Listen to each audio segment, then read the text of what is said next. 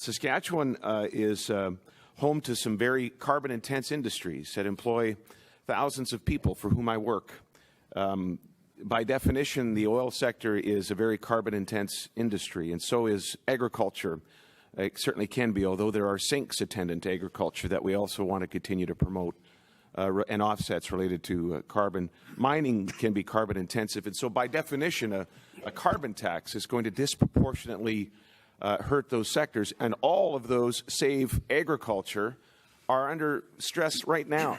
There's about 3,000 jobs that have been lost in the energy sector alone in our province. There's been layoffs in the mining sector, and my point has always been, notwithstanding the fact that Saskatchewan has a framework in place for an emitters levy at some point down the road, my position has always been, now is not the time.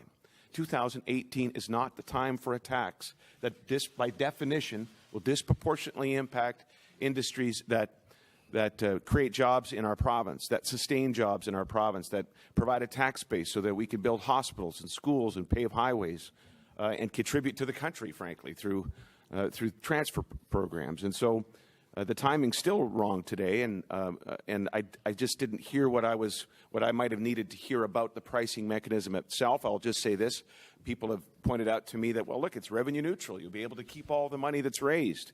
Here's the problem with that.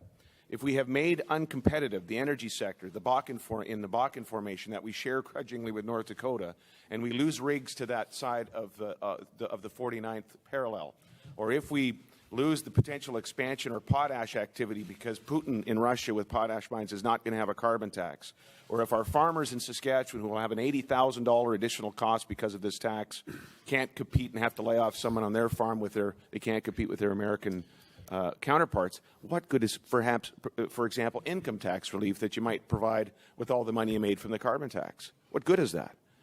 If there is a prima facie case for jobs to potentially be threatened in trade-exposed industries, and that's what we have in carbon-intense industries, then I'm going to defend the interests of the province. We will be participants in the battle on climate change. We've made huge per capita investments in CCS. We're moving to 50% renewables by 2030, so no one ought to mistake this for a lack of interest or will or desire to impact this issue. But we're not, if it's a carbon tax and it's imposed federally, we're not signing on.